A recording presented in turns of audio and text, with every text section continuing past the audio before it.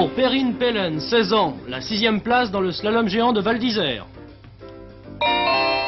Une nouvelle menace pour l'économie française, la concurrence des pays du tiers-monde. Au Conseil de l'Alliance Atlantique à Bruxelles, l'une des dernières interventions de Kissinger. Après 10 jours d'interruption, reprise des négociations, comédiens, télévision. L'Italie en crise, même son cinéma, c'est le dossier du journal. Mesdames et messieurs, bonsoir. C'est par des images tout à fait de saison que nous allons commencer ce journal, des images de ski. Vous savez qu'il y a de la neige partout et que déjà la saison bat son plein, en tout cas en ce qui concerne les compétitions. Cela dit, cela ne commence pas très bien pour les Français dans le slalom géant de Val d'Isère. Les vedettes de l'équipe féminine, comme Danielle de Bernard, Fabienne Serra et Patricia Emonet, n'ont pu se classer qu'entre la 13e et la 17e place. Une seule exception, la toute jeune Perrine Pellen, arrivée 6e avec un dossard de 3e série numéro 40. Une course remportée par la championne suisse Lise-Marie Morero. La brune Suissesse Lise-Marie Morero, 20 ans, est bien la meilleure slalomeuse du monde. Elle l'a prouvé une fois encore sur cette piste de la Daille. Déjà victorieuse de la Coupe du Monde de géant, elle partait logiquement favorite après sa brillante tenue il y a quelque temps au World Series. Un slalom géant qui a aujourd'hui fort bien réparti les lauriers. Dans les 10 premières, 2 Suissesses, 3 Autrichiennes, dont Anne-Marie Preul, 3e, 3 Américaines, dont Abby Fischer, 2e, et une Française. Cette sociétaire de l'équipe de France, la voici, nous vous l'avions présentée mardi dernier, c'est la jeune Perrine Pellen. 2e à Aprica, elle figure ici en 6e position, atténuant un peu l'amertume de ses camarades, Danielle de Bernard et Fabienne Serra, 14e seulement. 49 secondes au temps intermédiaire, elle termine à 1 seconde 6 de la gagnante. Beaucoup d'espoirs lui sont permis. Comment ça s'est passé cette course alors? Oh, c'était très bien passé, normalement, rien d'extraordinaire. Partir avec le dossard 40 sur une piste qui était très enneigée, c'est un désavantage pour vous? Non, pas du tout, au contraire. Au contraire? Pourquoi au contraire? Il y a des goulettes qui permettent de s'accélérer, ça va. Et en arrivant, vous avez su tout de suite que vous étiez 6e? Non, je suis après. Et vous avez réalisé comment? Bien. Bien. Et ce petit centième de retard sur la championne Picati Kreiner, il vous reste comment? De travers de la gorge? Vous pensez que vous auriez pu la battre? Oh non, il me reste absolument pas. Je la battrai une autre fois si c'est possible.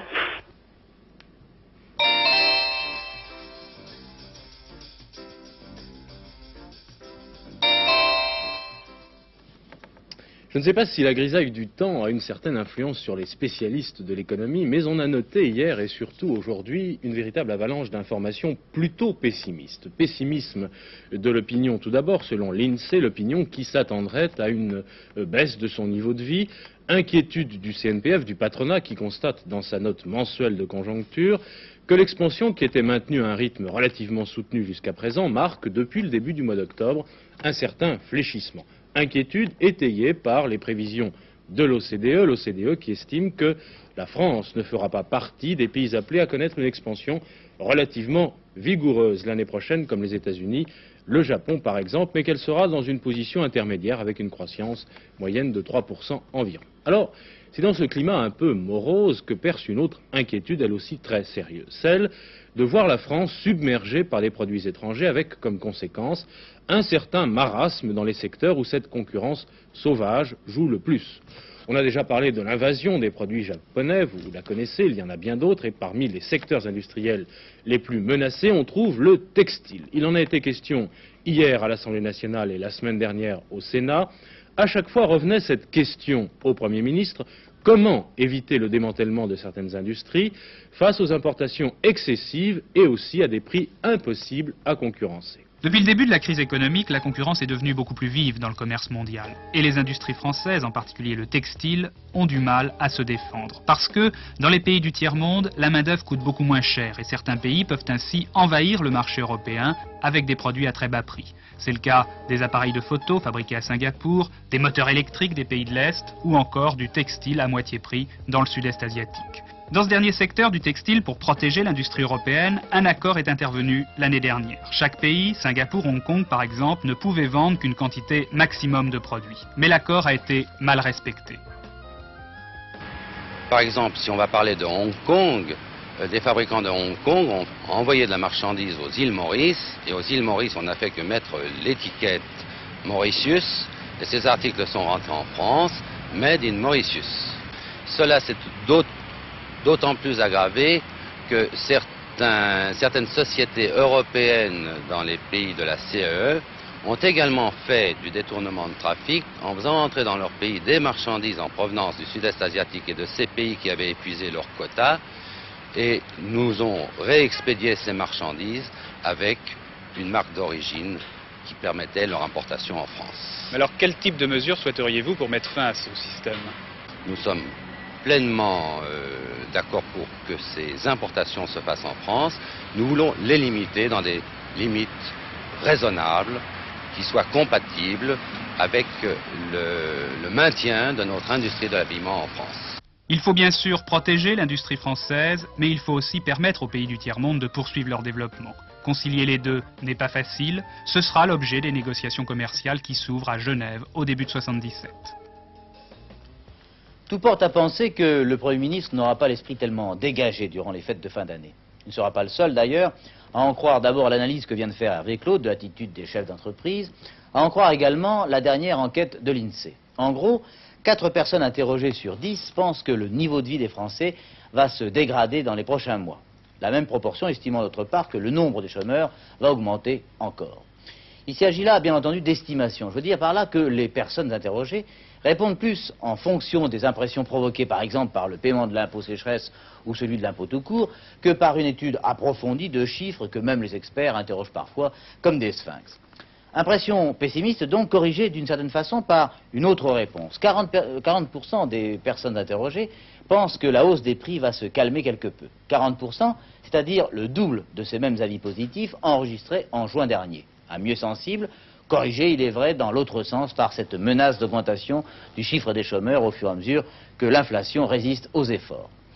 En réalité, Raymond Barre s'apprête à connaître une autre dimension de la politique. Après l'universitaire, rodé à la pédagogie des chiffres et des théories, après l'économiste dont la réflexion a débouché comme une sanction sur le pouvoir, va se dessiner maintenant l'homme politique qui réussira ou pas à faire naître un courant mystérieux qu'on pourrait appeler la persuasion de l'effort, ce sentiment confus, plus nécessaire actuellement que le pétrole ou l'acier, courant, sentiment qui doit inciter les industriels à entreprendre et les Français, lorsqu'ils le peuvent, à rogner sur une certaine richesse de vie.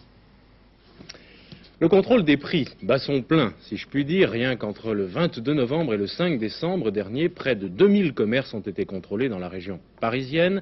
152 procès-verbaux ont été dressés depuis le début de cette opération contrôle des prix. Plus de 14 000 contrôles ont été effectués et près de 1000 procès-verbaux ont été dressés.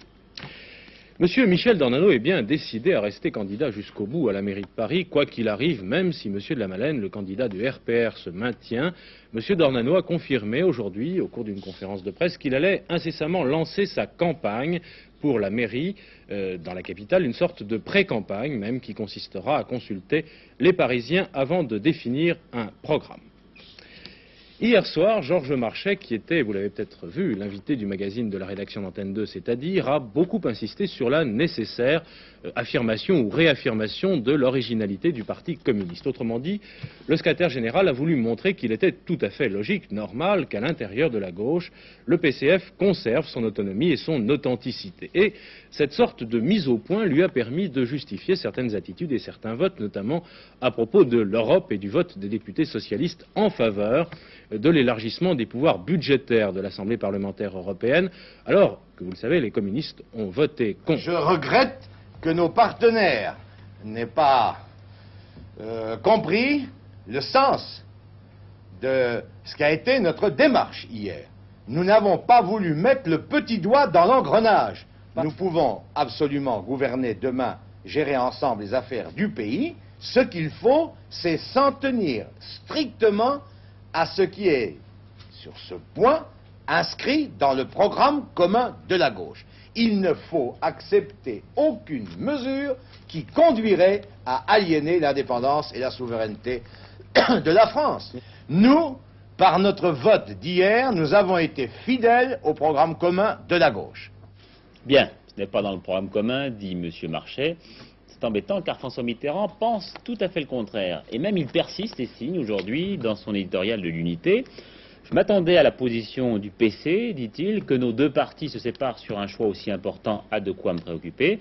Nous avons défendu l'intérêt de la France et de la démocratie, exactement ce à quoi tend, me semble-t-il, dit M. Mitterrand, le programme commun de la gauche. Alors, qui a raison?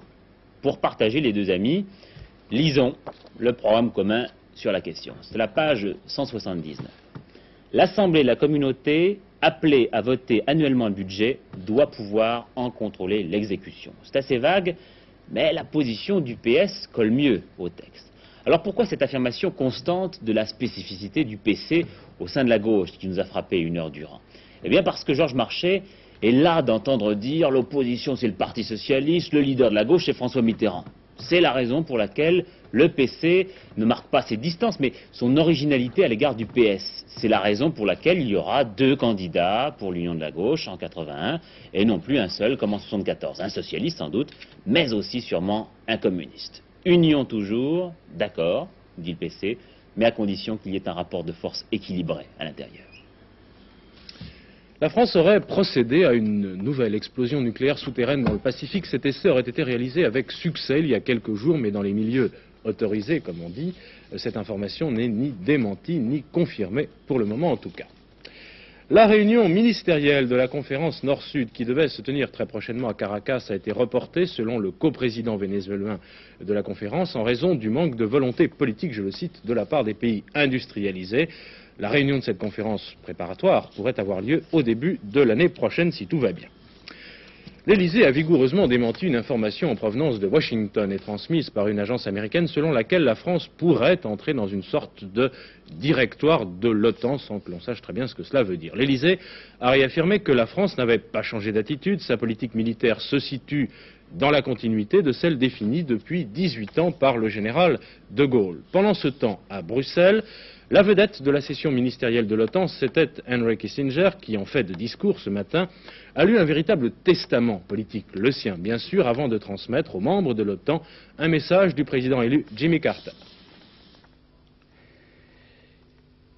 Testament diplomatique, adieu de la vedette qui a longtemps occupé le devant de la scène internationale, chant du cygne, les clichés se bousculent.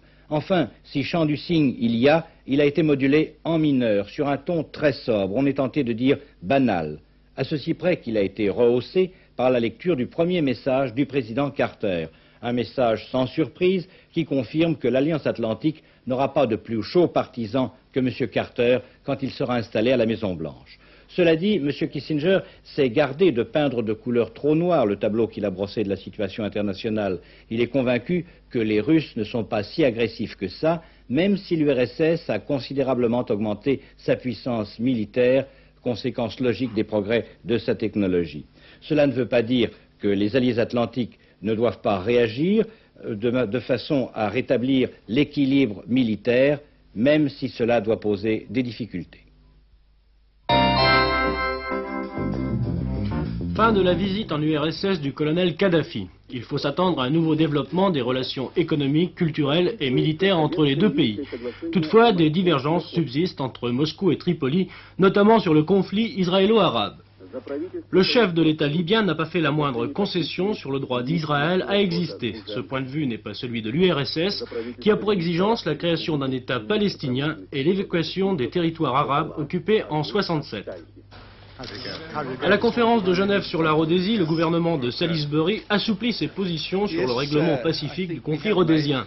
Toutefois, le Premier ministre, M. Jan Spies, a indiqué aux journalistes que les amendements ne pourraient pas porter sur certains points fondamentaux, notamment le contrôle de la police et de l'armée par les Blancs pendant la période transitoire avant l'indépendance. On reparlera de l'avenir de la Rhodésie demain à Londres, où M. Kissinger doit s'entretenir avec les dirigeants britanniques.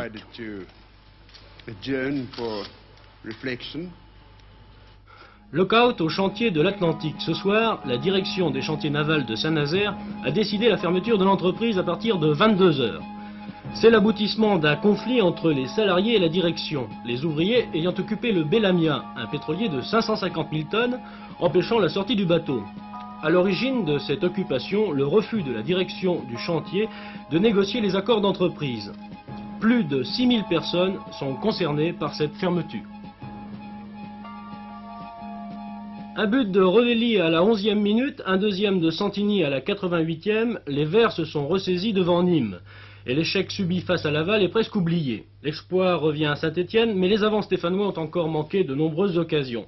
On ne saura que dimanche si l'équipe de Saint-Étienne est en train de rectifier le tir. Sur leur terrain, au stade Geoffroy-Guichard, les Verts recevront le leader Nantes. En cas de victoire, 6 points seulement les sépareront de l'équipe de tête du championnat.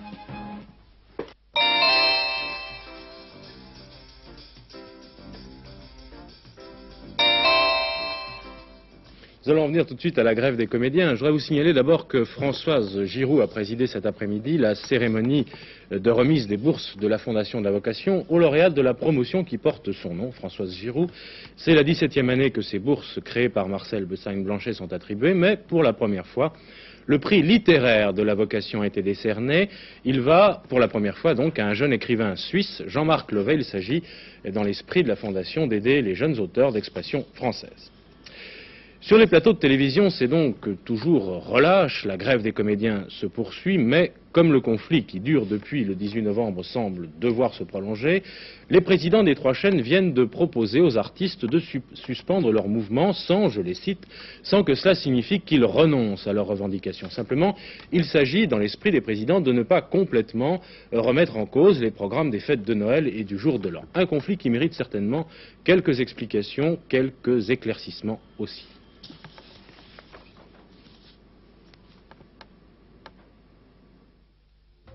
Trois semaines de grève, des négociations interrompues depuis 10 jours, des comédiens décidés à poursuivre leur mouvement jusqu'au 18 décembre, le conflit télévision-artiste paraissait jusqu'à ce soir dans l'impasse. En fait, c'est sur le volume de production qu'achoppent les négociations.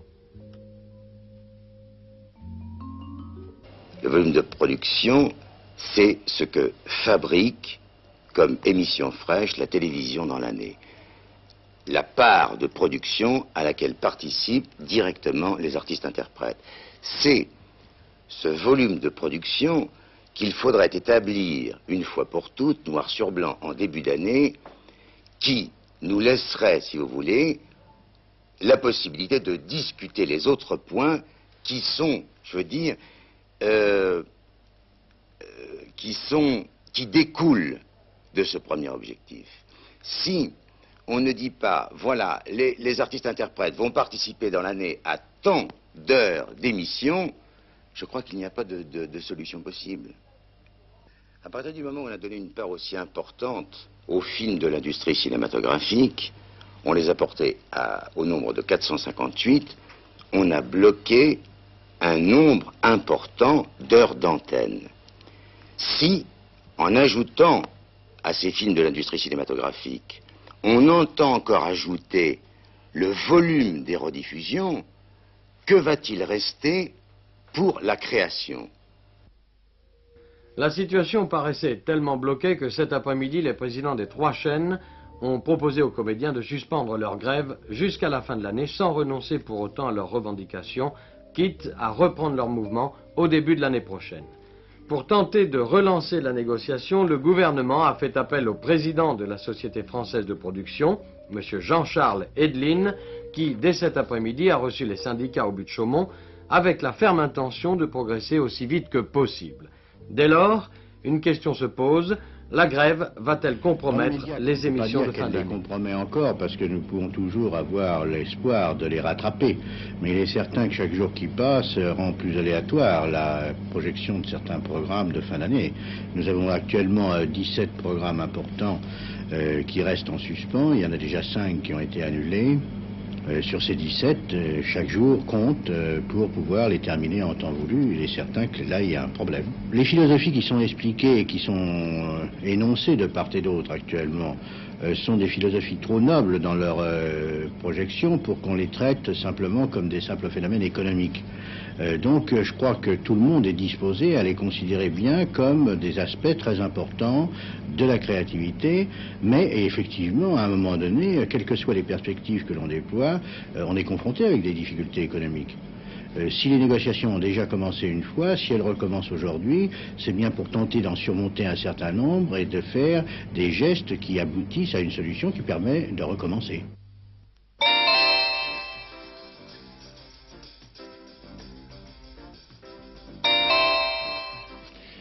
La crise économique et politique qui secoue l'Italie depuis plusieurs années se répercute dans tous les domaines, y compris les plus inattendus comme le cinéma. Le cinéma qui est de très loin la forme de loisir la plus prisée par les Italiens. Les Italiens sont les plus gros dévoreurs de pellicules de tout le marché commun. Il y a 3 fois plus de monde dans les salles de Rome, de Naples et de Milan que dans celles de Paris, de Londres ou de Bruxelles. Et pourtant, le cinéma italien ne se porte pas bien du tout. Une crise qui semble profonde, les films produits sont moins bons, les projets moins nombreux et surtout, les grandes vedettes du cinéma italien, et de s'il y en a, les grands metteurs en scène et producteurs s'expatrient pour cause de crise précisément.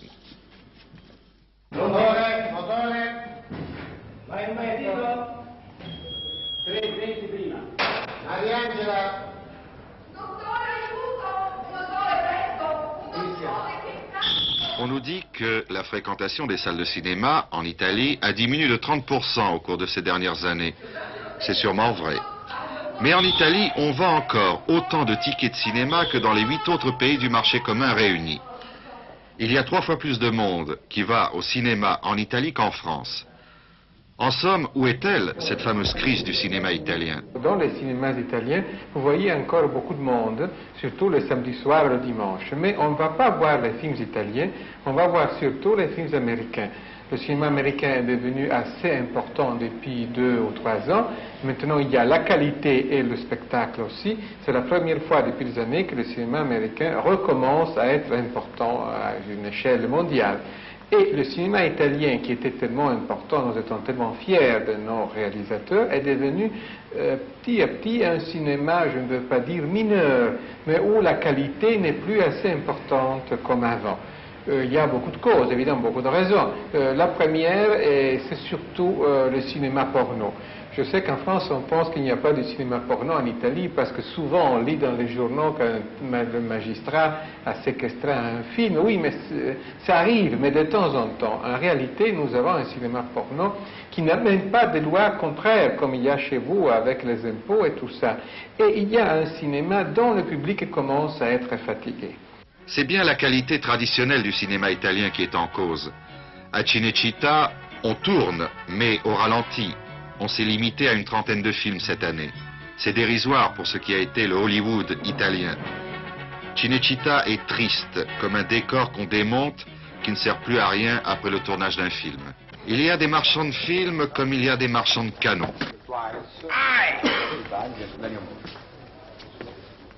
L'industrie du cinéma non plus n'avait pas prévu la crise économique. Or, les films coûtent de plus en plus cher. Les producteurs sont prêts à donner des sommes fabuleuses aux acteurs qui peuvent assurer le succès d'un film. Seulement, on n'est jamais sûr que les recettes seront supérieures aux dépenses. Comme les Italiens eux-mêmes, le cinéma italien vit au-dessus de ses moyens.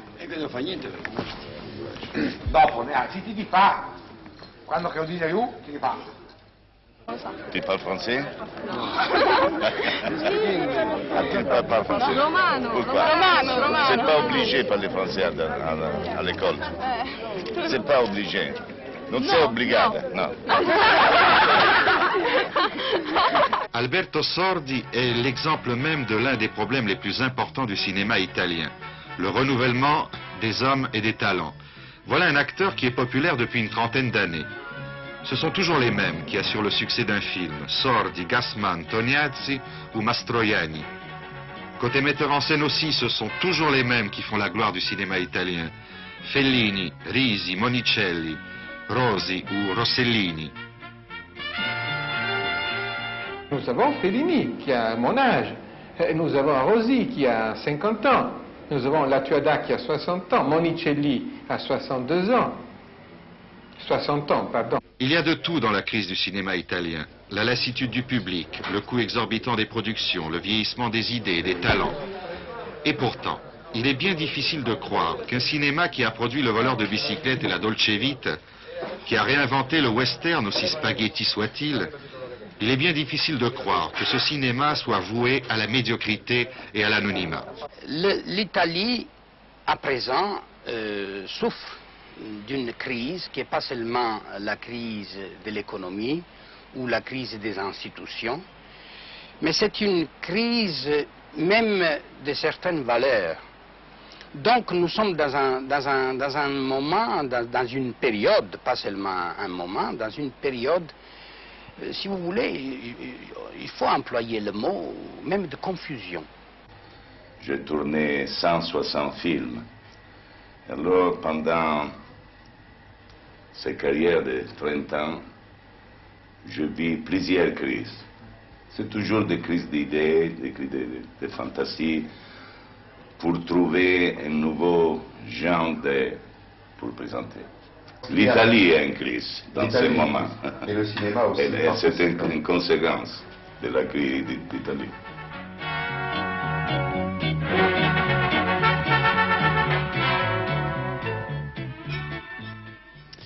Le tiercé, rapidement avant d'en venir à la météo, le tiercé qui a repris le chemin de Vincennes et du Trot dans le prix de Clisson, donc dans l'ordre 19, 9 et 14, je viens d'avoir les rapports, 4 380 francs dans l'ordre et 568 francs 50 dans le désordre, vous pouvez les lire sur votre écran.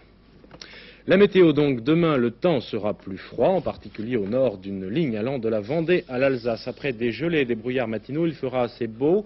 Des passages nuageux alterneront avec des éclaircies sur la moitié sud de la France. Les températures varieront assez peu, les nuages seront très abondants avec des pluies éparses et de la neige toujours en montagne. Voilà, avec tous ceux qui m'ont aidé à vous présenter ce journal, je vous remercie de nous avoir prêté attention. Bonsoir et tout de suite le rappel des principaux titres de l'actualité. Ski à Val d'Isère, une 6e place dans des conditions difficiles pour Perrine Pellin. Kissinger à Bruxelles avec un message de Carter. Arrêt de certains tournages à la télévision, mais les émissions de fin d'année ne sont pas compromises.